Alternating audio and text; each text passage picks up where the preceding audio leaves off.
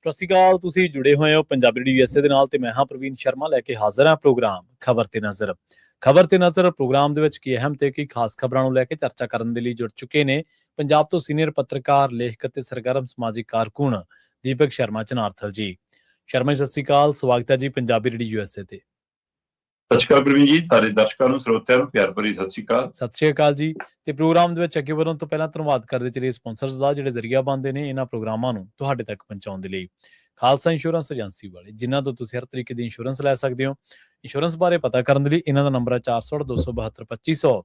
ਇਹ 1992 ਤੋਂ ਲਗਾਤਾਰ ਇੰਸ਼ੋਰੈਂਸ ਬਿਜ਼ਨਸ ਦੇ ਵਿੱਚ ਸ਼ਾਨਦਾਰ ਸੇਵਾਵਾਂ ਦੇ ਰਹੇ ਨੇ ਤੇ ਅਮਰੀਕਾ ਭਰ ਦੇ ਵਿੱਚ ਇੰਸ਼ੋਰੈਂਸ ਕਰਦੇ ਨੇ। ਓਬਾਮਾ ਕੇਅਰ, ਮੈਡੀਕੇਅਰ ਜਾਂ ਫਿਰ ਕਵਰਡ ਕੈਲੀਫੋਰਨੀਆ ਬਾਬਤ ਪਾਲਿਸੀ ਕਰਵਾਉਣ ਦੇ ਲਈ, ਸਲਾਹ ਲੈਣ ਦੇ ਲਈ ਅੱਜ ਹੀ ਕਾਲ ਕਰੋ 468-272-2500 ਤੇ। ਟਰਕੀਆਨਾ ਇਮੀਗ੍ਰੇਸ਼ਨ ਲਾ ਫਰਮ ਵਾਲੇ, ਜੇ ਟਰਕੀਆਨਾ ਟੌਨੀ ਟਰਕੀਆਨਾ ਦੇ ਨਾਲ ਤੁਸੀਂ US ਇਮੀਗ੍ਰੇਸ਼ਨ ਬਾਬਤ ਕੋਈ ਵੀ ਸਲਾਹ ਕਰਨੀ ਹੈ ਤੇ ਇਹਨਾਂ ਦਾ ਨੰਬਰ ਹੈ 415-909-0503। ਗੁਰਦੀਪ ਸਿੰਘ ਬਿਰਤੀ ਗਲੋਬਿਸ, ਮਨਦੀਪ ਸਿੰਘ, ਸੰਦੀਪ ਕੌਰ ਸੈਨ ਹੋਜ਼ੇ, ਓਂਕਾਰ ਸਿੰਘ ਫਰੈਜ਼ਨੋ, ਗੁਰਨਾਮ ਸਿੰਘ ਐਂਟੀਲੀਓਪ, ਜਰਨੈਲ ਸਿੰਘ ਸੈਟਲ, ਮਨਦੀਪ ਢਿੱਲੋਂ ਯੂਨੀਵਰਸਿਟੀ, ਲਾਲੀ ਸਿੰਘ ਗਰੇਵਾਲ ਫਰੀਮੌਂਟ ਤੇ ਪਰਮਜੀਤ ਸਿੰਘ ਦਾਖਾ ਬਰਕਲੇ। ਇਹਨਾਂ ਸਾਰੇ ਹੀ ਸਪਾਂਸਰਸ ਦਾ ਬਹੁਤ ਬਹੁਤ ਧੰਨਵਾਦ। ਤੇ ਜੇਕਰ ਤੁਸੀਂ ਵੀ ਪੰਜਾਬੀ ਰੇਡੀਓ USA ਦੇ ਇਹਨਾਂ ਪ੍ਰੋਗਰਾਮਾਂ ਨੂੰ ਸਪਾਂਸਰ ਕਰਨਾ ਚਾਹੁੰਦੇ ਹੋ ਤਾਂ ਸਟੂਡੀਓ ਦਾ ਨੰਬਰ ਹੈ 468-272-5200। ਅੱਜ ਦਾ ਇਹ ਖਬਰ ਤੇ ਨਜ਼ਰ ਪ੍ਰੋਗਰਾਮ ਸਾਲ 2026 ਦੀ 5 ਜਨਵਰੀ ਦਾ ਪ੍ਰੋਗਰਾਮ ਹੈ ਤੇ ਦਿਨ ਅੱਜ ਸੋਮਵਾਰ ਹੈ। ਖਬਰਾਂ ਦੀ ਸ਼ੁਰੂਆਤ ਕਰੀਏ ਸ਼ਰਮਾ ਜੀ। ਇਸ ਟਾਈਮ ਦੀ ਸਭ ਤੋਂ ਜ਼ਿਆਦਾ ਚਰਚਿਤ ਖਬਰ ਤੋਂ ਖਬਰ ਜਾ ਜੁੜਦੀ ਹੈ ਦੋ ਬਹੁਤ ਵੱਡੀਆਂ ਸ਼ਖਸੀਅਤਾਂ ਤੇ ਦੋ ਬਹੁਤ ਵੱਡੇ ਅਹੁਦਿਆਂ ਦੇ ਨਾਲ, ਸ੍ਰੀ ਅਕਾਲ ਤਖਤ ਸਾਹਿਬ ਦੇ ਨਾਲ ਤੇ ਉਧਰੋਂ ਮੁੱਖ ਮੰਤਰੀ ਭਗਵੰਤ ਮਾਨ ਦੇ ਨਾਲ। ਦੋਨੇ ਉੱਚ ਅਹੁਦੇ ਨੇ, ਇੱਕ ਸੰਵਿਧਾਨਕ ਤੌਰ ਤੇ ਇੱਕ ਰੂਹਾਨੀਅਤ ਦੇ ਤੌਰ ਤੇ ਸਰਵਉੱਚ ਅਹੁਦਾ, ਸਰਵਉੱਚ ਥਾਂ। ਭਗਵੰਤ ਮਾਨ ਦੀ ਜਿਹੜੀ ਤਲਬੀ ਹੋਈ ਹੈ ਸ਼ਰਮਾ ਜੀ, ਨੂੰ ਕਈ ਪਹਿਲੂਆਂ ਤੋਂ ਦੇਖਿਆ ਜਾ ਰਿਹਾ ਹੈ। ਜੇਕਰ ਫਾਇਦੇ ਦੇ ਤੌਰ ਤੇ ਆਪਾਂ ਇਹਨੂੰ ਦੇਖੀਏ, ਉਸ ਪਹਿਲੂ ਤੋਂ ਦੇਖੀਏ ਤਾਂ ਇਹਦਾ ਫਾਇਦਾ SGPC ਨੂੰ ਹੋਊਗਾ ਜਾਂ ਫਿਰ ਆਮ ਆਦਮੀ ਪਾਰਟੀ ਨੂੰ ਜੀ? ਬਿਲਕੁਲ ਪ੍ਰਵੀਨ ਜੀ, ਜਿਸ ਤਰ੍ਹਾਂ ਇਹ ਬਹੁਤ ਦਿਨਾਂ ਦੀ ਚਰਚਾ ਸੀ ਕਿ ਭਗਵੰਤ ਮਾਨ ਪੰਥਕ ਪਿੱਚ ਤੇ ਖੇਡ ਰਹੇ ਨੇ। ਜੀ ਜੀ।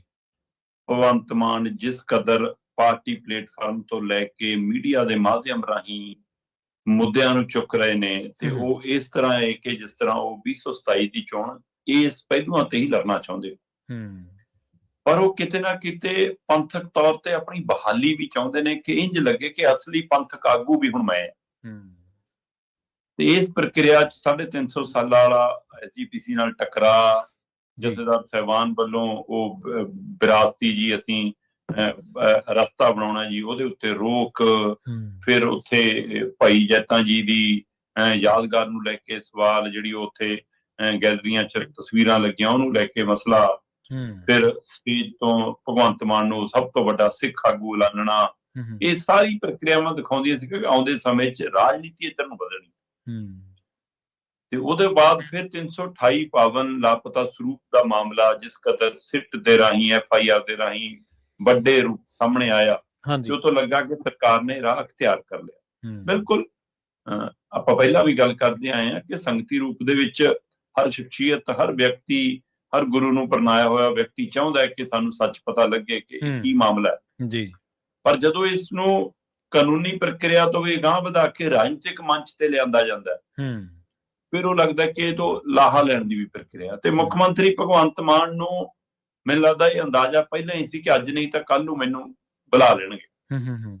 ਜਦੋਂ ਕਿ ਆਪਾਂ ਲਗਾਤਾਰ ਗੱਲ ਕਰਦੇ ਆਏ ਕਿ ਕੀ ਉਹ ਇਸ ਚੀਜ਼ ਦਾ ਵੀ ਫਾਇਦਾ ਲੈਣ ਦੀ ਕੋਸ਼ਿਸ਼ ਕਰ ਰਹੇ ਨੇ ਕਿ ਵੀ ਮੈਂ ਤਾਂ ਪਤ ਸਿੱਖਾਂ, ਮੈਨੂੰ ਬੁਲਾਉਣਗੇ ਕਿਵੇਂ? ਪਤੇ ਦਾ ਮਤਲਬ ਹੁੰਦਾ ਕਿ ਮੈਂ ਸਿੱਖ ਮਾਨਤਾਵਾਂ ਨੂੰ ਤਾਂ ਮੰਨਦਾ ਹੈ, ਪਰ ਮੈਂ ਸਿੱਖ ਮਰਿਆਦਾ ਦਾ ਧਾਰਨੀ ਨਹੀਂ ਹੈਗਾ। ਸਹੀ ਗੱਲ ਹੈ, ਬਿਲਕੁਲ ਸਹੀ। ਕਿ ਮੈਂ ਮਤਲਬ ਕੇਸ ਦਾੜੀ ਕੱਟਦਾ, ਰੰਗਦਾ, ਹੈ ਨਾ। ਸੋ ਇਸ ਮਤਲਬ ਕਿ ਉਹ ਪਤੇ ਦੀ ਪਰਿਭਾਸ਼ਾ ਚਾਹੁੰਦੇ ਨੇ ਜੀ। ਸੋ ਆਪਾਂ ਦੇਖਿਆ ਜਦੋਂ 2 ਦਸੰਬਰ 2024 ਨੂੰ ਸਾਰੇ ਬੁਲਾਏ ਗਏ ਸੀ ਤਾਂ ਉਹਨਾਂ ਚੋਂ ਦਾੜੀ ਰੰਗਣ ਵਾਲਿਆਂ ਨੂੰ ਜਾਂ ਕੱਟਣ ਵਾਲਿਆਂ ਨੂੰ ਸਾਈਡ ਤੇ ਕਰਤਾ ਸੀ। ਸੋ ਇਸ ਲਈ ਭਗਵੰਤ ਮਾਨ ਇਸ ਗੱਲ ਤੋਂ ਵੀ ਸੀਗਾ ਕਿ ਮੈਨੂੰ ਬੁਲਾ ਨਹੀਂ ਸਕਣਗੇ, ਇਸ ਲਈ ਮੈਂ ਖੁੱਲ ਕੇ ਆਪਣੀ ਗੱਲ ਕਰਦਾ ਰਹਾਂ ਤੇ ਰਾਜਨੀਤਿਕ ਤੌਰ ਤੇ ਉਹਦਾ ਮੈਨੂੰ ਜੇ ਫਾਇਦਾ ਹੁੰਦਾ ਆਪਾਂ ਲਈਏ। ਦੂਸਰਾ ਉਹ ਇਹ ਵੀ ਕਹਿੰਦੇ ਸੀ ਮੈਨੂੰ ਬੁਲਾ ਲਓ ਸਕੱਤਰੇ ਤਾਂ, ਮਤਲਬ ਉਹਨੂੰ ਇਹ ਪਤਾ ਸੀ ਕਿ ਸ੍ਰੀ ਅਕਾਲ ਤਖਤ ਸਾਹਮਣੇ ਤਾਂ ਫਸੀਲ ਤੇ ਖੜਨ ਦੇ ਮੈਂ ਲਾਇਕ ਨਹੀਂ ਗਾ। ਸਹੀ, ਮੈਂ ਤਾਂ ਇਹ ਵੀ ਕਾਬਲੀਅਤ ਨਹੀਂ ਰੱਖਦਾ ਕਿ ਮੈਨੂੰ ਫਸੀਲ ਦੇ ਸਾਹਮਣੇ ਖੜਾ ਲਿਆ ਜਾਵੇ। ਫਿਰ ਇਸ ਤੇ ਉਹ ਕਹਿੰਦੇ ਸਕੱਤਰਤ ਬੁਲਾ ਲਓ, ਮੈਂ ਐਸਾ ਝੱਗਾ ਚੱਕੂਗਾ ਕਿ SGPC ਬੇਨਕਾਬ ਹੋ ਜੂ, ਆ ਹੋ ਜੂ। ਇਸ ਲਈ ਉਹ ਇਸ ਤੇ ਹੁਣ ਜਥੇਦਾਰ ਗਿਆਨੀ ਕੁਲਦੀਪ ਸਿੰਘ ਗੜਗੱਜ ਹੋਰਾਂ ਨੇ 15 ਜਨਵਰੀ ਨੂੰ ਸ੍ਰੀ ਅਕਾਲ ਤਖਤ ਸਾਹਿਬ ਦੇ ਸਕੱਤਰੇਤ ਜੀ ਮੁੱਖ ਮੰਤਰੀ ਅਹੁਦੇ ਤੇ ਬਿਰਾਜਮਾਨ ਭਗਵੰਤ ਮਾਨ ਨੂੰ ਸੱਦਿਆ ਠੀਕ ਹੈ ਜੀ। ਤੇ ਭਗਵੰਤ ਮਾਨ ਨੇ ਮੋੜਵਾਂ ਜਵਾਬ ਦਿੱਤਾ ਕਿ ਮੈਂ ਮੁੱਖ ਮੰਤਰੀ ਨਹੀਂ, ਇੱਕ ਆਮ ਸਧਾਰਨ ਸ਼ਰਧਾਲੂ ਵਜੋਂ ਨੰਗੇ ਪੈਰ ਤੁਰ ਕੇ ਜਾਊਂਗਾ। ਵਕਤ ਜੋ ਕਦਮ ਹੈ ਕਿ ਉਹਨਾਂ ਨੇ ਅਕਾਲ ਤਖਤ ਸਾਹਿਬ ਦੇ ਰੁਤਬੇ ਨੂੰ, ਸਨਮਾਨ ਨੂੰ ਉਸ ਪ੍ਰਕਿਰਿਆ ਦੇ ਨਾਲ ਤੁਰੰਤ ਜਵਾਬ ਦਿੱਤਾ।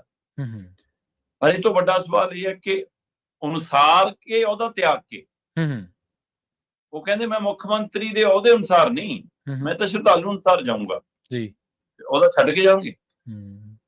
ਐਦਾਂ ਕਿਹਾ ਪਿਆ ਜੀ ਮੇਰਾ ਅਸਤੀਫਾ, ਮੈਂ ਅਹੁਦੇ ਦਾ ਨਾਮ ਵੀ ਨਾਲ ਲੈ ਕੇ ਨਹੀਂ ਜਾਣਾ ਕਿ ਹਾਂ ਮੁੱਖ ਮੰਤਰੀ ਪੇਸ਼ ਹੋਇਆ, ਕਿ ਮੈਂ ਤਾਂ ਭਗਵੰਤ ਸਿੰਘ ਮਾਨ ਦੇ ਨਾਂ ਤੇ ਜਾਣਾ ਹੈ। ਐਦਾਂ ਨਹੀਂ ਸਹੀ, ਕਿਉਂਕਿ ਇਹਦੇ ਵਿੱਚੋਂ ਜਥੇਦਾਰ ਸਾਹਿਬਾਨ ਵੱਲੋਂ ਜਿਹੜਾ ਸੱਦਾ ਹੈ, ਸਭ ਨੂੰ ਪਤਾ ਹੈ ਸੱਦਾ ਜਥੇਦਾਰ ਸਾਹਿਬਾਨ ਦਾ ਜਾਂ ਬਾਇਆ SGPC ਅਕਾਲੀ ਦਲ ਦਾ, ਕਿ ਉੱਥੇ ਵੀ ਕੋਈ ਸਕ੍ਰਿਪਟਡ ਖੇਡ ਹੋਈ ਹੈ ਜਾਂ ਜਥੇਦਾਰ ਸਾਹਿਬ ਨੇ ਖੁਦ ਆਪਣੇ ਮਨ ਦੀ ਭਾਵਨਾ ਅਨੁਸਾਰ ਨੂੰ ਲੱਗਿਆ ਕਿ ਹਾਂ ਇਹ ਬਹੁਤ ਵੱਡਾ ਮਾਮਲਾ।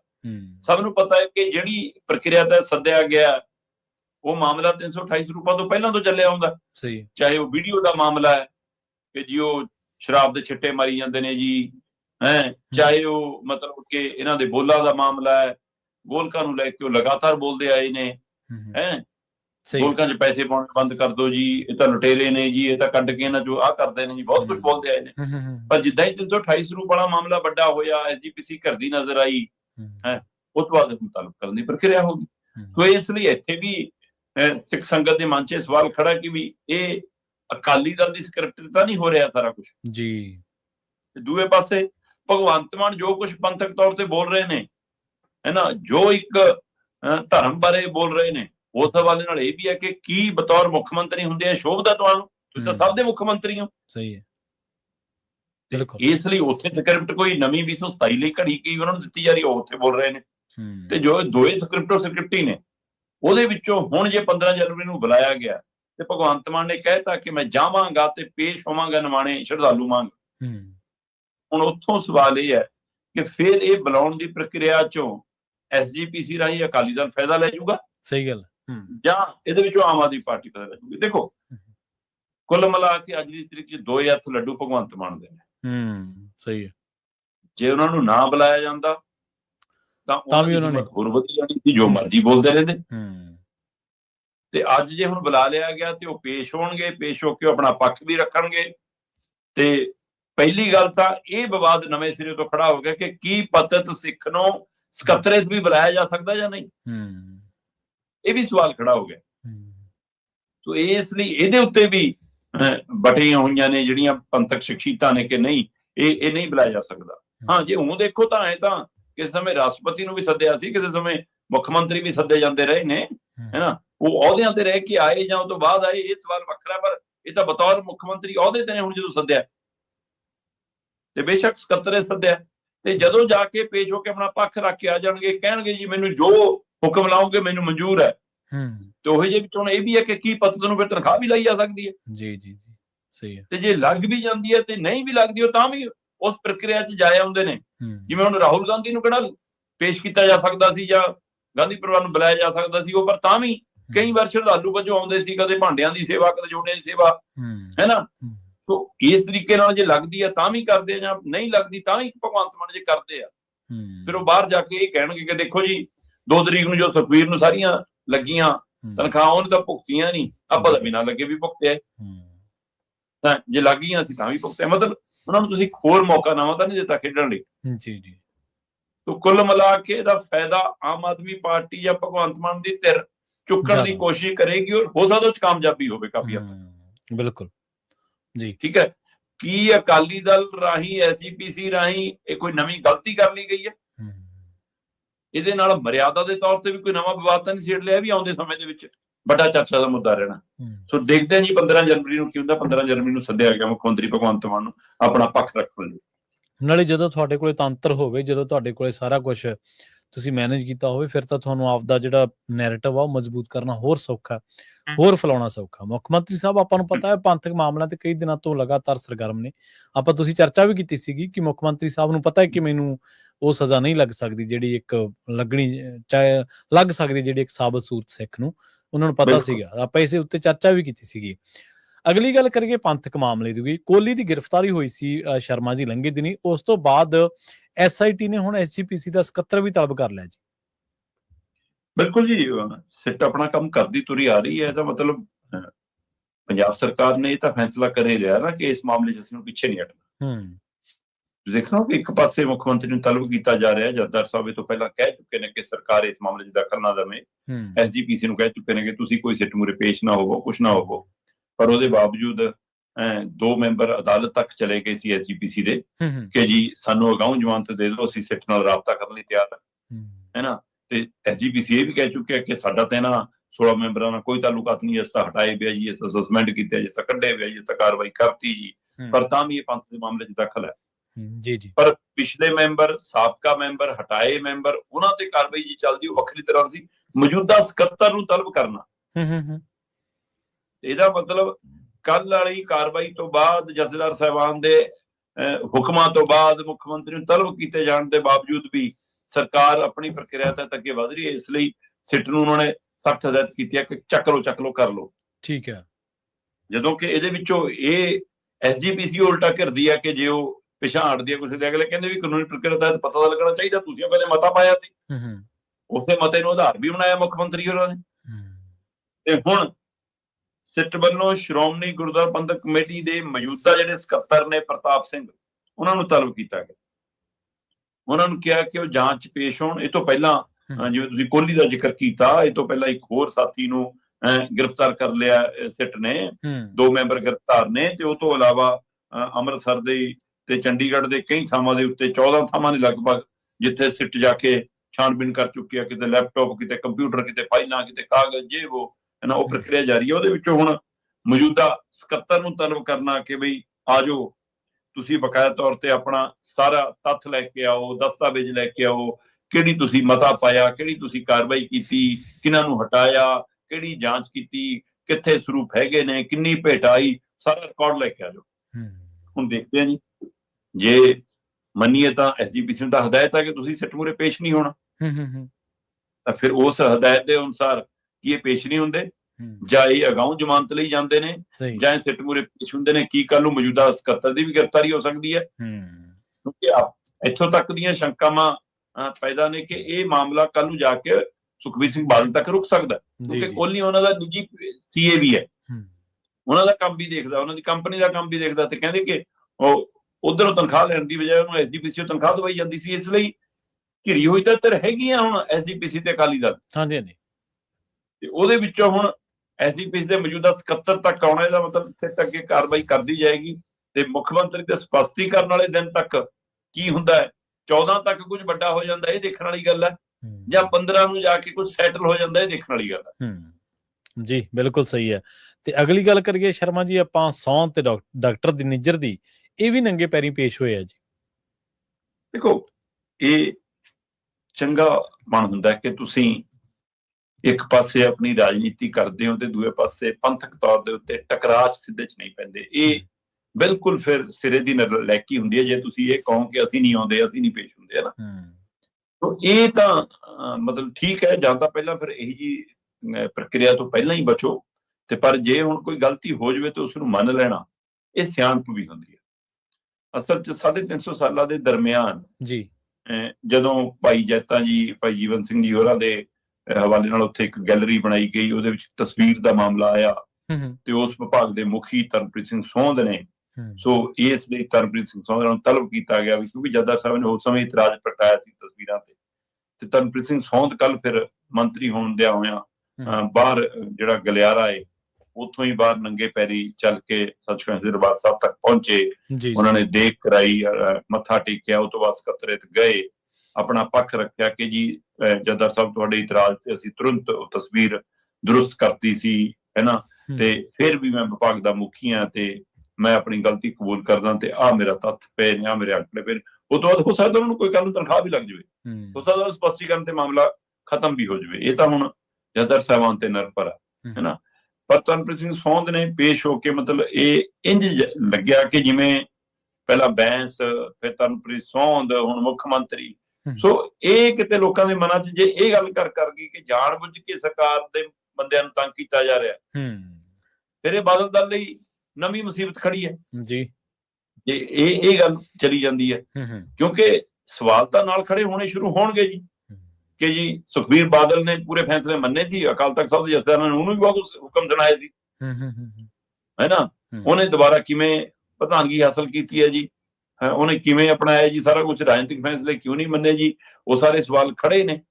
ਜਾਂ ਉਹ ਜਨਤਕ ਤੌਰ ਤੇ ਕਿਵੇਂ ਕਹਿੰਦੇ ਸੀ ਕਿ ਫਕਰੇ ਕੌਮ ਦੇ ਖਿਲਾਫ ਲਿਆਓ ਜੀ, ਮਤੇ ਪਾਓ ਜੀ, ਆਪਾਂ ਨੂੰ ਜਿਹੜਾ ਵਾਪਸ ਲਿਆ ਜੀ, ਆਪਣੀਆਂ ਰੈਲੀਆਂ 'ਚ ਕਹਿਣ ਲੱਗ ਪਏ ਸੀ ਉਹ। ਸੋ ਇਸ ਲਈ ਉਹ ਚੁਣੌਤੀ ਦੇਣ ਦੀਆਂ ਗੱਲਾਂ ਉੱਥੇ, ਉਹ ਬਹੁਤ ਕੁਝ। ਹੁਣ ਇਸ ਪ੍ਰਕਿਰਿਆ ਤੋਂ ਬਾਅਦ ਟਕਰਾਅ ਵਾਲੇ ਪਾਸੇ ਨੂੰ ਜਾਣਾ ਹੈ, ਪਰ ਠੀਕ ਹੈ, ਧਰਮਪ੍ਰੀਤ ਸੌਂਦ ਪੇਸ਼ ਹੋਏ, ਉਹਨਾਂ ਨੇ ਆਪਣਾ ਪੱਖ ਰੱਖ ਦਿੱਤਾ।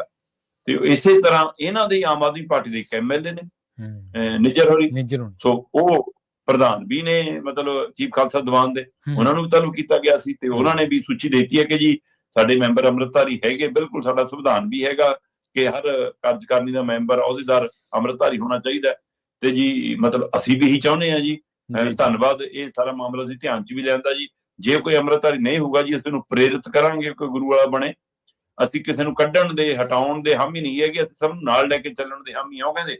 ਇਸ ਲਈ ਅਸੀਂ ਇਸ ਪ੍ਰਕਿਰਿਆ ਤਹਿਤ ਅੱਗੇ ਵਧਾਂਗੇ ਕਿ ਉਹ ਵਿਅਕਤੀ ਅੰਮ੍ਰਿਤਧਾਰੀ ਹੋ ਕੇ ਇਸ ਦਾ ਹਿੱਸਾ ਬਣਿਆ ਰਹੇ, ਤੇ ਜੇ ਕੋਈ ਨਹੀਂ ਹੋਣਾ ਚਾਹੂਗਾ, ਨਹੀਂ ਹੋ ਸਕੂਗਾ, ਫਿਰ ਨਵਾਂ ਵੀ ਮੈਂਬਰ ਆ ਜਾਊਗਾ। ਇਸ ਲਈ ਉਹਨਾਂ ਨੇ ਵੀ ਇੱਕ ਤਰ੍ਹਾਂ ਨਾਲ ਫੁੱਲ ਚੜਾਏ ਨੇ ਸ਼੍ਰੀ ਅਕਾਲ ਤਖਤ ਸਾਹਿਬ ਦੇ ਹੁਕਮਾਂ ਤੇ ਇਸੇ ਤਰ੍ਹਾਂ ਦਿੱਲੀ ਕਮੇਟੀ ਦੇ ਮੈਂਬਰ ਸੱਦੇ ਗਏ ਸੀ, ਪ੍ਰਧਾਨ, ਸਕੱਤਰ ਸਣੇ ਅਹੁਦੇਦਾਰ, ਉਹਨਾਂ ਚੋਂ ਕਾਲਕਾ ਹੋਰੀ ਤੇ ਪ੍ਰਧਾਨ ਦੇ ਨਾਤੇ ਤੇ ਜਨਰਲ ਸਕੱਤਰ ਉਹਨਾਂ ਦੇ ਉਹ ਤਾਂ ਨਹੀਂ ਪੇਸ਼ ਹੋ ਸਕੇ। ਕਾਲਕਾ ਨੇ ਆਪਣੀ ਮਾਤਾ ਦੀ ਬਿਮਾਰੀ ਦਾ ਸ਼ਾਇਦ ਹਵਾਲਾ ਦਿੱਤਾ ਕਿ ਮੈਂ ਨਹੀਂ ਆ ਸਕਿਆ, ਤੇ ਬਾਕੀ ਮੈਂਬਰ ਹਾਜ਼ਰ ਹੋਏ ਤੇ ਉਹਨਾਂ ਨੇ ਆਪਣਾ ਪੱਖ ਰੱਖਤਾ ਜੀ। ਜਿਹੜਾ ਇਜਲਾਸ ਬੁਲਾਉਣ ਤੇ ਰੋਕ ਤੇ ਬਾਵਜੂਦ ਉਹਨਾਂ ਨੇ ਇਜਲਾਸ ਬੁਲਾਇਆ ਸੀ। ਇਸ ਲਈ ਇਹ ਕੱਲ ਦੀ ਪ੍ਰਕਿਰਿਆ ਜਿੱਦਾਂ ਹੀ ਨਿਬੜੀ ਤਦ ਹੀ ਮੁੱਖ ਮੰਤਰੀ ਵਾਲਾ ਮਾਮਲਾ ਆ ਗਿਆ ਸੀ, ਉਹਨੂੰ ਸਭ ਦੀਆਂ ਨਜ਼ਰਾਂ 15 ਤਰੀਕ ਤੇ ਲੱਗ ਗਈਆਂ ਨੇ। ਪਰ ਜਿਉਂ-ਜਿਉਂ ਪੰਥਕ ਮਸਲਾ, ਪੰਥਕ ਸਿਆਸਤ, ਪੰਥਕ ਮੁੱਦੇ ਭਾਰੂ ਹੋ ਰਹੇ ਨੇ, ਤਿਉਂ-ਤਿਉਂ ਪੰਜਾਬ ਦੇ ਧਰਾਤਲ ਦੇ ਮੁੱਦੇ, ਸਰਕਾਰ ਜਿਵੇਂ ਜ਼ਮੀਨਾਂ ਖੋਹ ਰਹੀ ਹੈ, ਜਿਵੇਂ ਪਿੰਡਾਂ ਨੂੰ ਖਤਮ ਕਰਕੇ ਨਗਰ ਨਿਗਮ 'ਚ ਕਰਕੇ ਸਿੱਧੀਆਂ ਜ਼ਮੀਨਾਂ ਹਥਿਆ ਰਹੀ ਹੈ, ਜਿਵੇਂ ਪ੍ਰੋਜੈਕਟਾਂ ਦੇ ਮਾਮਲੇ ਦੇ ਵਿੱਚ, ਪੈਸੇ ਦੇ ਲੈਣ ਦੇਣ ਦੇ ਮਾਮਲੇ 'ਚ, ਆਰਥਿਕ ਸਥਿਤੀ ਦੇ ਮਾਮਲੇ 'ਚ, ਸੈਂਟਰ ਦੇ ਕੇਂਦਰੀਕਰਨ ਵਾਲੇ ਮਾਮਲਿਆਂ 'ਚ ਉਹ ਗੋਡਿਆਂ ਭਾਰ ਹੈ। ਮੈਨੂੰ ਲੱਗਦਾ ਉਹ ਸਾਰਿਆਂ 'ਚੋਂ ਉਹਨਾਂ ਨੂੰ ਇਸ ਪਹਿਲੂਆਂ ਦੇ ਵਿੱਚ ਜਾ ਕੇ ਸੰਜੀਵਨੀ ਮਿਲ ਰਹੀ ਹੈ ਜੀ। ਇਸ ਲਈ ਉਹ ਰਾਤ ਵੀ ਮਹਿਸੂਸ ਕਰਨਗੇ ਕਿ ਇਹ ਮੁੱਦਾ ਵੱਡਾ ਬਣਿਆ ਰਹੇ, ਉਹਨਾਂ ਨੂੰ ਫਾਇਦਾ ਵੀ ਹੈ ਇਹਦੇ ਵਿੱਚ। ਉਹ ਆਪਣੀ ਰਾਜਨੀਤੀ ਵੀ ਸੈਟਲ ਕਰਨ ਨੂੰ ਫਿਰਦੇ ਨੇ ਤੇ ਕੌਮ ਦੇ ਮੂਹਰੇ, ਸੰਗਤ ਦੇ ਮੂਹਰੇ, ਆਵਾਮ ਦੇ ਮੂਹਰੇ, ਪੰਜਾਬੀਆਂ ਦੇ ਮੂਹਰੇ ਇਹ ਵੀ ਦਿਖਾਉਣ ਨੂੰ ਤਿਆਰ ਨੇ ਕਿ ਅਸੀਂ ਗੁਰੂ ਨੂੰ ਸਮਰਪਿਤ ਹੈ ਜੀ। ਉਹ ਬਰਾਬਰ ਆਪਣੀ ਖੇਡ ਖੇਡਦੇ ਆ ਰਹੇ ਜੀ। ਬਿਲਕੁਲ। ਤੇ ਅਗਲੀ ਗੱਲ ਕਰੀਏ ਆਪਾਂ ਹਰਚਰਨ ਭੁੱਲਰ ਦੀ ਜ਼ਮਾਨਤ ਦੇ ਬਾਰੇ। ਸ਼ਰਮਾ ਜੀ ਕਹਿੰਦੇ ਇਹਨਾਂ ਨੂੰ ਜ਼ਮਾਨਤ ਮਿਲੇਗੀ, ਜਦ ਕਿ ਆਪਾਂ ਲੰਘੇ ਵੀਕ ਕੇ ਚਰਚਾ ਕੀਤੀ ਸੀਗੀ ਵੀ ਉਹਨਾਂ ਨੂੰ ਇਨਕਾਰ ਹੋ ਗਿਆ। ਉਹ ਤਾਂ ਉੱਥੇ ਕਹਿੰਦੇ ਸੀਗੇ ਵੀ ਜੇ ਕਿਸੇ ਤੋਂ ਚਾਹ ਪਾਣੀ ਲੈ ਲਿਆ ਤੇ ਕੋਈ ਰਿਸ਼ਵਤ ਥੋੜੋ ਹੈ। ਜੀ ਦੋ ਮਾਮਲੇ ਹੈ ਜੀ। ਇੱਕ ਮਾਮਲਾ ਹੈਗਾ ਆਮਦਨ ਤੋਂ ਵੱਧ ਜਾਇਦਾਦ ਦਾ, ਠੀਕ ਹੈ। ਇੱਕ ਮਾਮਲਾ ਹੈ ਰਿਸ਼ਵਤ ਦਾ। ਰਿਸ਼ਵਤ ਵਾਲੇ ਮਾਮਲੇ ਦੇ ਵਿੱਚ ਚਾਰਜਸ਼ੀਟ ਦਾਖਲ ਹੋ ਚੁੱਕੀ ਹੈ ਤੇ ਰਿਸ਼ਵਤ ਵਾਲੇ ਮਾਮਲੇ 'ਚ ਉੱਪਰਲੀ ਅਦਾਲਤ ਤੱਕ ਜਾ ਚੁੱਕੇ ਨੇ, ਉਹਨਾਂ ਨੂੰ ਰਾਹਤ ਨਹੀਂ ਮਿਲੀ। ਫਿਰ ਉਹ ਸੀਬੀਆਈ ਦੀ ਅਦਾਲਤ ਆਈ ਸੀ, ਸੀਬੀਆਈ ਦੀ ਅਦਾਲਤ ਨੇ ਉਹਨਾਂ ਦੀ ਜ਼ਮਾਨਤ ਪਟੀਸ਼ਨ ਰੱਦ ਕਰਤੀ, ਸੋ ਇਸ ਲਈ ਉਹਨਾਂ ਨੂੰ ਰਾਹਤ ਨਹੀਂ ਮਿਲੀ। ਪਰ ਆਮਦਨ ਤੋਂ ਵੱਧ ਜਾਇਦਾਦ ਮਾਮਲੇ 'ਚ ਅਜੇ ਤੱਕ ਸੀਬੀਆਈ ਨੇ ਚਾਰਜਸ਼ੀਟ ਨਹੀਂ ਦਾਖਲ ਕੀਤੀ, ਸੋ ਇਸ ਲਈ ਫਿਰ ਉਸ ਮਾਮਲੇ 'ਚ ਉਹਨਾਂ ਨੂੰ ਜ਼ਮਾਨਤ ਮਿਲ ਗਈ। ਇਹ ਜ਼ਮਾਨਤ ਸਿਰਫ ਆਮਦਨ ਤੋਂ ਵੱਧ ਜਾਇਦਾਦ ਦੇ ਮਾਮਲੇ 'ਚ ਮਿਲੀ ਹੈ, ਨਾ ਕਿ ਜਿਹੜਾ ਉਹਨਾਂ ਦੇ ਉੱਤੇ ਭ੍ਰਿਸ਼ਟਾਚਾਰੀ ਦਾ, ਰਿਸ਼ਵਤਖੋਰੀ ਦਾ ਮਾਮਲਾ ਹੈਗਾ ਉਹ 'ਚ ਮਿਲੀ ਹੈ। ਉਹ ਜ਼ਮਾਨਤ ਰੱਦ ਹੈ, ਪਰ ਇਹ ਜ਼ਮਾਨਤ ਮਿਲਣ ਦੇ ਬਾਵਜੂਦ ਵੀ ਜੇਲ੍ਹੋਂ ਬਾਹਰ ਆ ਨਹੀਂ ਸਕਦੇ ਜੀ। ਪਰ ਇਹ ਦੇਖਣ ਵਾਲੀ ਗੱਲ ਹੋਵੇਗੀ ਕਿ ਕੀ ਹੁਣ ਦੁਬਾਰਾ ਉਹ ਅਰਜੀ ਲਾਉਂਦੇ ਨੇ, ਉੱਪਰਲੀ ਅਦਾਲਤ 'ਚ ਲਾਉਂਦੇ ਨੇ, ਜੇ ਇੱਧਰ ਨੂੰ ਰਾਹਤ ਇਸ ਮਾਮਲੇ 'ਚ ਮਿਲ ਗਈ, ਕੱਲ ਨੂੰ ਉਸ 'ਚੋਂ ਮਿਲ ਸਕਦੀ ਹੈ। ਆਪਾਂ ਪਹਿਲਾਂ ਵੀ ਕਹਿੰਦੇ ਆ ਰਹੇ ਹਾਂ ਕਿ ਸੀਬੀਆਈ ਹੁਣ ਪੈਸੇਂਜਰ ਟ੍ਰੇਨ ਬਣ ਗਈ ਹੈ, ਹੁਣ ਉਨੀ ਰਫ਼ਤਾਰ ਨਾਲ ਨਹੀਂ ਚੱਲ ਰਹੀ, ਨਹੀਂ ਚੱਲਦੀ। ਸਹੀ ਗੱਲ। ਉਹਦੇ ਵਿੱਚੋਂ ਇਹ ਵੀ ਪਹਿਲੂ ਹੈ ਕਿ ਤੁਸੀਂ ਦੂਸਰੀ ਚਾਰਜਸ਼ੀਟ ਨਹੀਂ ਦਾਖਲ ਕਰ ਸਕਦੇ। ਸੋ ਇਸ ਲਈ ਸੀਬੀਆਈ ਦਾ ਤਰੀਕਾਕਾਰ ਜਿਹੜਾ ਬਦਲਿਆ, ਉਸ ਨੇ ਕਾਫੀ ਸਵਾਲ ਖੜੇ ਕੀਤੇ ਨੇ ਕਿ ਕੀ ਉਹ ਕਈ ਹੋਰ ਅਫਸਰਾਂ ਨੂੰ ਬਚਾਉਣਾ ਚਾਹੁੰਦੀ ਹੈ, ਕੀ ਉਹ ਰਾਜਨੀਤਿਕ ਲੀਡਰਾਂ ਨੂੰ ਬਚਾਉਣਾ ਚਾਹੁੰਦੀ ਹੈ। ਉਹਦੇ ਵਿੱਚ ਬੀਜੇਪੀ ਦੇ ਲੀਡਰ ਵੀ ਕਈ ਕਰ ਰਹੇ ਨੇ ਜਿਹੜੇ ਕਾਂਗਰਸ ਤੋਂ ਬੀਜੇਪੀ ਵਾਲੇ ਬਣੇ ਨੇ, ਹਾਂਜੀ, ਜਾਂ ਕੋਈ ਅਕਾਲੀ ਦਲ ਦੇ ਲੀਡਰ ਘਿਰ ਰਹੇ ਨੇ ਜਿਨ੍ਹਾਂ ਨਾਲ ਕੱਲ ਨੂੰ ਗੱਠਜੋੜ ਦੀ ਸੰਭਾਵਨਾ ਅਜੇ ਖੜੀ ਹੈ। ਸੋ ਕੀ ਮੌਜੂਦਾ ਸਰਕਾਰ ਘਿਰ ਰਹੀ ਹੈ, ਇਸ ਲਈ ਅਜੇ ਸੀਬੀਆਈ ਨੂੰ ਲੱਗਦਾ ਕਿ ਜਦੋਂ ਉੱਪਰਲੇ ਆਕਾ ਦਾ ਹੁਕਮ ਉਹ ਚੋਣਾਂ ਦੇ ਨੇੜੇ ਜਾ ਕੇ ਘੇਰਨਾ ਇਹ ਹੋ ਜਾਣ। ਪਰ ਸੀਬੀਆਈ ਨੇ ਇਸ ਕੇਸ ਦੇ ਵਿੱਚ ਜਿੰਨੀ ਤੇਜ਼ੀ ਨਾਲ ਦਾਖਲ ਹੋਈ ਸੀ, ਉਨੀ ਤੇਜ਼ੀ ਹੁਣ ਦਿਖਦੀ ਨਹੀਂ। ਤੇ ਈਡੀ ਜਿਹੜੀ ਬੜੀ ਰਫ਼ਤਾਰ ਨਾਲ ਆਈ ਸੀ ਕਿ ਮਨੀ ਲਾਂਡਰਿੰਗ ਦਾ ਮਾਮਲਾ ਬਣ ਗਿਆ, ਈਡੀ ਨੇ ਅਜੇ ਤੱਕ ਕੋਈ ਵੀ ਕਦਮ ਅੱਗੇ ਵਧਾਇਆ ਨਹੀਂ। ਸੋ ਇਸ ਲਈ ਕੇਂਦਰੀ ਏਜੰਸੀਆਂ ਜਿੰਨੇ ਤੇਜ਼ੀਆਂ ਦਿਖਾਉਣਾ ਚਾਹੁੰਦੀਆਂ ਸੀ ਕਿ ਅਸੀਂ ਭ੍ਰਿਸ਼ਟਾਚਾਰ ਦੇ ਖਿਲਾਫ ਹੈ, ਉਹ ਮਾਮਲਾ ਠੰਡਾ ਪੈ ਗਿਆ, ਕਿਉਂਕਿ ਤੁਸੀਂ ਅਸੀਂ ਸਾਰੇ ਜਾਣਦੇ ਹਾਂ ਕਿ ਪੰਜਾਬ 'ਚ ਇੱਕ ਹੀ ਅਫਸਰ ਭ੍ਰਸ਼ਟ ਨਹੀਂ ਹੈਗਾ, ਸਹੀ ਗੱਲ, ਇੱਕ ਹੀ ਅਫਸਰ ਕਰਪਟ ਨਹੀਂ ਹੈਗਾ, ਜਾਂ ਇਕੱਲਾ ਪੁਲਿਸ ਦੇ ਵਿੱਚ ਹੀ ਨਹੀਂ ਹੈਗਾ। ਪਰ ਇਹਦਾ ਮਤਲਬ ਇਹ ਵੀ ਨਹੀਂ ਹੈਗਾ ਕਿ ਸਾਰੇ ਹੀ ਭ੍ਰਸ਼ਟ ਨੇ, ਚੰਗੇ ਵੀ ਹੈਗੇ, ਤਾਂ ਹੀ ਧਰਤੀ ਟਿਕੀ ਹੈ। ਜੇ ਕੋਈ ਚੰਗੇ ਬੰਦੇ ਹੈਗੇ ਜੀ, ਸਹੀ ਗੱਲ, ਬਿਲਕੁਲ, ਤਾਂ ਹੀ ਸਿਸਟਮ ਮਾੜਾ ਮੋਟਾ ਚੱਲ ਰਿਹਾ, ਨਹੀਂ ਤਾਂ ਗਰਕ ਚੁੱਕਿਆ। ਜਿਹੋ ਜਿਹਾ ਗਰਕ ਚੁੱਕਿਆ, ਉਹ ਇਹੋ ਜਿਹੇ ਅਫਸਰ ਦਰਜਨਾਂ ਨੇ ਸਾਡੇ ਕੋਲ। ਫਿਰ ਉੱਥੇ ਤੱਕ ਪਹੁੰਚਾਣ ਕਿਉਂ ਨਹੀਂ ਗਈ? ਉੱਥੇ ਤੱਕ ਮਾਮਲਾ ਕਿਉਂ ਨਹੀਂ ਗਿਆ? ਸਰਕਾਰ ਨੇ ਖੁਦ ਅੱਗੇ ਆ ਕੇ ਕਿਉਂ ਨਹੀਂ ਕਿਹਾ ਕਿ ਅਸੀਂ ਇਨਕੁਆਇਰੀ ਬਾਕੀਆਂ ਦੀ ਅਸੀਂ ਕਰ ਲੈਂਦੇ ਹਾਂ? ਇਹਦੇ ਮਾਮਲੇ 'ਚ ਤਾਂ ਭੱਜੀ ਗਈ ਸੀ ਵਿਜੀਲੈਂਸ। ਜੇ ਇਹਦੇ ਮਾਮਲੇ 'ਚ ਸੀਬੀਆਈ ਕਹਿੰਦੀ ਅਸੀਂ ਕਰ ਰਹੇ ਹਾਂ, ਰੋਕ ਲਿਆ, ਤੇ ਬਾਕੀਆਂ ਦੇ ਮਾਮਲੇ 'ਚ ਤਾਂ ਸੀਬੀਆਈ ਨੇ ਨਹੀਂ ਰੋਕਿਆ, ਵਿਜੀਲੈਂਸ ਨੂੰ ਬਾਕੀਆਂ 'ਚ ਕਰ ਲੈਣ ਜਾਂਚ। ਜੀ, ਸਹੀ ਹੈ। ਤੋ ਇਸ ਲਈ ਕੁੱਲ ਮਿਲਾ ਕੇ ਸਾਰੀ ਪ੍ਰਕਿਰਿਆ ਇੰਜ ਲੱਗਦਾ ਕਿ ਚਾਹੇ ਵਿਜੀਲੈਂਸ ਹੋਵੇ, ਚਾਹੇ ਸੀਬੀਆਈ ਹੋਵੇ, ਚਾਹੇ ਈਡੀ ਹੋਵੇ, ਚਾਹੇ ਦਿੱਲੀ ਦੀ ਸਰਕਾਰ ਹੋਵੇ, ਤੇ ਚਾਹੇ ਪੰਜਾਬ ਦੀ ਸਰਕਾਰ ਹੋਵੇ, ਚਲਾ ਰਹੇ ਇੱਕੋ ਮਾਲਕ ਇਹਨਾਂ ਦਾ। ਜੀ, ਸੋ ਇਸ ਲਈ ਸਾਰਿਆਂ ਨੂੰ ਇੱਕ ਹੀ ਬੰਦਾ ਜੇ ਚਲਾ ਰਿਹਾ ਤਾਂ ਫਿਰ ਉਹਦੀ ਮਰਜ਼ੀ ਅਨੁਸਾਰ ਹੀ ਇਹ ਕਾਰਵਾਈ ਹੋਊਗੀ। ਸੋ ਦੇਖਦੇ ਹਾਂ ਜੀ, ਇਹ ਜ਼ਮਾਨਤ ਦਾ ਫਾਇਦਾ ਦੂਈ ਜ਼ਮਾਨਤ ਤੱਕ ਜਾਂਦਾ ਜਾਂ ਨਹੀਂ ਜਾਂਦਾ। ਸੋ ਫਿਲਹਾਲ ਇੱਕ ਮਾਮਲੇ 'ਚ ਰਾਹਤ ਹੈ, ਪਰ ਓਵਰਆਲ ਹਰਚੰਦ ਭੁੱਲਰ ਲਈ ਅਜੇ ਬਾਹਰ ਆਉਣਾ ਮੁਸ਼ਕਲ ਹੈ। ਜੀ, ਬਿਲਕੁਲ। ਤੇ ਗੱਲ ਕਰੀਏ ਹਿਮਾਚਲ ਦੀ, ਕਹਿੰਦੇ ਪੰਜਾਬ ਉੱਤੇ ਕੋਈ ਇਹਨਾਂ ਨੇ ਨਵਾਂ ਸੈਸ ਲਾਤਾ ਜੀ।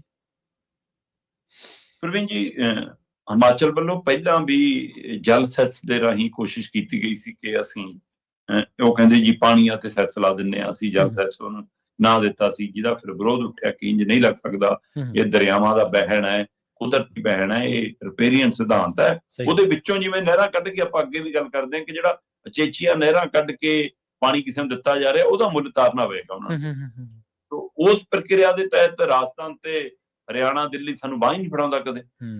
ਪਰ ਹੁਣ ਨਵਾਂ ਪੇਚ ਫਸਾਇਆ ਹਿਮਾਚਲ ਸਰਕਾਰ ਨੇ। ਉਹਨਾਂ ਨੇ ਜੀ ਹੁਣ ਜਿਹੜੇ ਹਾਈਡਰੋ ਪ੍ਰੋਜੈਕਟ ਨੇ, ਉਹਨਾਂ ਪ੍ਰੋਜੈਕਟਾਂ ਦੇ ਉੱਤੇ ਸੈਸ ਲਾਤਾ ਜੀ, ਕਿ ਸਾਡੇ ਖੇਤਰ 'ਚ ਮੰਨ ਲਓ ਹਾਈਡਰੋ ਪ੍ਰੋਜੈਕਟ ਲੱਗਿਆ ਜੀ, ਇਹਨਾਂ ਪ੍ਰੋਜੈਕਟਾਂ ਦੀ ਪ੍ਰਕਿਰਿਆ ਜੀ ਮੁਕੰਮਲ ਹੁੰਦੀ ਹੈ। ਇਸ ਲਈ ਜੀ ਉਹ ਵੀ ਉਹਨਾਂ ਨੇ ਕਮਾਲ ਕੀਤਾ, ਉਹਨਾਂ ਨੇ BBMB ਤੇ ਲਾਇਆ ਜੀ, ਤੇ BBMB ਤੇ ਜਿੰਨਾ ਲੱਗੂਗਾ ਉਹਦਾ 70% ਸਾਡੇ ਗੱਲ ਪੈ ਜਾਣਾ, ਤੇ ਉਹਦਾ ਸਸਤਾ ਪੰਜਾਬ ਦੀ ਸੈਸ ਹੈ ਨਾ। ਜੋ ਮੈਂ ਦੇਖ ਰਿਹਾ ਸੀਗਾ ਕਿ ਜਿਹੜੇ 3 ਹਾਈਡਰੋ ਪ੍ਰੋਜੈਕਟ ਨੇ ਸਾਡੇ ਵੱਡੇ, ਭਾਖੜਾ ਡੈਮ ਵਾਲਾ ਹੈ ਨਾ, ਫਿਰ ਇਸੇ ਤਰ੍ਹਾਂ ਪੌਂਗ ਡੈਮ ਵਾਲਾ, ਇਸੇ ਤਰ੍ਹਾਂ ਬਿਆਸ ਸਤਲੁਜ ਵਾਲਾ, ਇਹ ਤਿੰਨਾਂ ਦੇ ਹਵਾਲੇ ਜੇ ਮੈਂ ਦੇਖਾਂ ਤਾਂ 200 ਕਰੋੜ ਤੋਂ ਉੱਪਰ ਦਾ ਲਗਭਗ ਬੋਝ ਬਣ ਜਾਣਾ।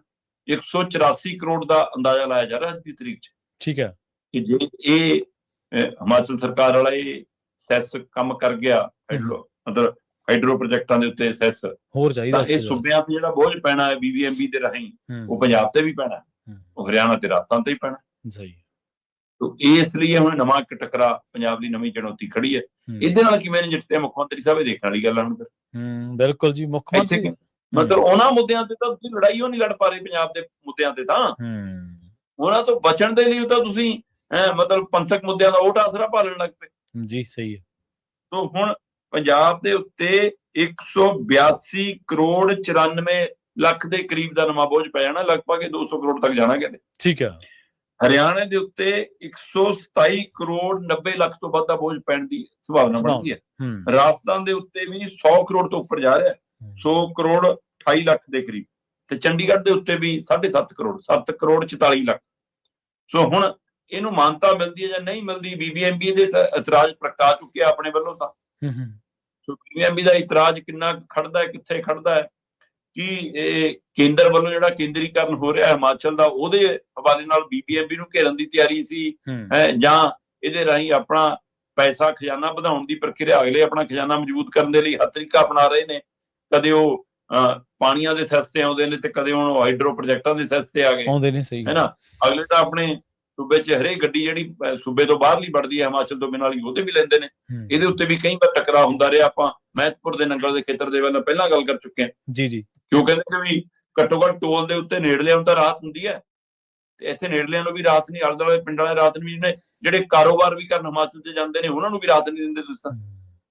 ਸੋ ਇਸ ਲਈ ਉਹ ਵਿਵਾਦ ਬਹੁਤ ਖੜੇ ਨੇ, ਪਰ ਇਹ ਮਸਲਾ ਸਿੱਧਾ ਵੱਡਾ ਬੋਝ ਹੈ ਜਦੋਂ ਤੁਹਾਡੇ ਉੱਤੇ 200 ਕਰੋੜ ਦਾ ਬੋਝ ਪੈਣਾ। ਤੇ ਆਰਥਿਕ ਸਥਿਤੀ ਕੀ ਹੈ ਆਪਾਂ ਪੰਜਾਬ ਦੀ ਪਹਿਲਾਂ ਹੀ ਵਾਕਫ ਹੈ। ਸੋ ਅਜਿਹੀ ਸਥਿਤੀ 'ਚੋਂ ਸਰਕਾਰ ਦੀ ਜ਼ਿੰਮੇਵਾਰੀ ਬਣਦੀ ਹੈ ਕਿ ਉਹ ਕਿਵੇਂ ਇਹਨੂੰ ਨਜਿੱਠਦੇ ਨੇ, ਕਿ ਉਹ ਬਾਕੀਆਂ ਧਿਰਾਂ ਨੂੰ ਨਾਲ ਲੈ ਕੇ ਨਜਿੱਠਣਗੇ, ਜਾਂ ਫਿਰ ਟਵੀਟ ਰਾਹੀਂ, ਸੋਸ਼ਲ ਮੀਡੀਆ ਰਾਹੀਂ ਬਿਆਨ ਦੇ ਕੇ ਡੰਗ ਟਪਾ ਦੇਣਗੇ, ਤੇ ਬਾਅਦ ਚੋਂ ਜਿਵੇਂ BBMB ਤੋਂ ਲੈ ਕੇ ਡੈਮ ਤੱਕ, ਸੁਰੱਖਿਆ ਤੱਕ ਕੇਂਦਰ ਦਾ ਕੰਟਰੋਲ ਹੋ ਗਿਆ, ਉਵੇਂ ਉਹਨਾਂ ਦਾ ਨਵਾਂ ਖਰਚਾ ਵੀ ਸਾਡੇ ਕੋਲ ਨਾ ਪੈ ਜਾਵੇ। ਕਿਤੇ ਚੁਣੌਤੀ ਵੱਡੀ ਹੈ ਜੀ। ਬਿਲਕੁਲ। ਮੁੱਖ ਮੰਤਰੀ ਸਾਹਿਬ ਤਾਂ ਕਿਵੇਂ ਮਸਲਿਆਂ ਨੂੰ ਸਿੱਝਦੇ ਨੇ ਆਪਾਂ ਨੂੰ ਪਤਾ ਹੀ ਹੈ। ਬੀਬੀਐਮਬੀ ਦਾ ਮਾਮਲਾ ਦੇਖ ਲਓ ਜਾਂ ਹੋਰ ਕੇਂਦਰ ਦੇ ਜਿੰਨੇ ਵੀ ਕੇਂਦਰੀਕਰਨ ਵਾਲੇ ਮਾਮਲੇ ਆਏ ਨੇ, ਮੁੱਖ ਮੰਤਰੀ ਸਾਹਿਬ ਉਹ ਤੇ ਅੜਦੇ ਥੋੜੋ ਆ। ਅਸੀਂ ਯੂਨੀਵਰਸਿਟੀ ਸਾਡੀ ਹੈ, ਕੇਂਦਰ ਖੋ ਨਹੀਂ ਸਕਦਾ, ਅਸੀਂ ਆਹ ਸਕੀਮ ਐਂ ਕਰਾਂਗੇ। ਕੱਲ ਪਰਸੋਂ ਜਿਹੜਾ ਪ੍ਰੋਗਰਾਮ ਕੀਤਾ ਉਹ 'ਚ ਤੁਸੀਂ ਦੱਸ ਰਹੇ ਸੀਗੇ ਸ਼ਰਮਾ ਜੀ ਵੀ ਗ੍ਰਾਮ ਸਭਾ ਬੁਲਾ ਲਈ ਹੈ ਤੇ ਉੱਥੇ ਧੱਕੇ ਦੇ ਨਾਲ ਮਤੇ ਕਰਵਾਏ ਜਾ ਰਹੇ ਨੇ ਵੀ ਗ੍ਰਾਮ ਸਭਾ ਦੇ ਕੰਮ 'ਚ ਤੁਹਾਡਾ ਦਖਲਅੰਦਾਜ਼ੀ ਕਰਨਾ ਤਾਂ ਮਤਲਬ ਹੀ ਕੋਈ ਨਹੀਂ। ਇਹਦਾ ਮਤਲਬ ਕੇਂਦਰ ਦਾ ਹੀ ਕੰਮ ਕਰ ਰਹੇ ਹੋ ਤੁਸੀਂ। ਜੀ ਸ਼ਰਮਾ ਜੀ, ਇਹਨਾਂ ਖਾਸ ਖਬਰਾਂ ਤੇ ਖਾਸ ਜਾਣਕਾਰੀਆਂ ਦੇ ਲਈ ਤੁਹਾਡਾ ਬਹੁਤ ਬਹੁਤ ਧੰਨਵਾਦ ਜੀ। ਸਤਿ ਸ਼੍ਰੀ ਅਕਾਲ ਜੀ। ਪ੍ਰੋਗਰਾਮ ਖਬਰ ਤੇ ਨਜ਼ਰ ਨੂੰ ਆਪਾਂ ਇੱਥੇ ਹੀ ਸਮਾਪਤ ਕਰਾਂਗੇ। ਸਮਾਂ ਇਜਾਜ਼ਤ ਨਹੀਂ ਦਿੰਦਾ। ਆਪਣੇ ਨਾਲ ਜੁੜੇ ਸਨ ਪੰਜਾਬ ਤੋਂ ਸੀਨੀਅਰ ਪੱਤਰਕਾਰ, ਲੇਖਕ ਅਤੇ ਸਰਗਰਮ ਸਮਾਜਿਕ ਕਾਰਕੁਨ ਦੀਪਕ ਸ਼ਰਮਾ ਚਨਾਰਥਲ ਜੀ, ਜਿਨ੍ਹਾਂ ਦੇ ਨਾਲ ਆਪਾਂ ਅਹਿਮ ਖਬਰਾਂ ਨੂੰ ਲੈ ਕੇ ਚਰਚਾ ਕੀਤੀ ਹੈ। ਇਸੇ ਤਰ੍ਹਾਂ ਜੁੜੇ ਰਹੋ ਪੰਜਾਬੀ ਰੇਡੀਓ USA ਦੇ ਨਾਲ। ਤੁਹਾਡਾ ਸਾਰਿਆਂ ਦਾ ਬਹੁਤ ਬਹੁਤ ਧੰਨਵਾਦ। ਸਤਿ ਸ਼੍ਰੀ ਅਕਾਲ।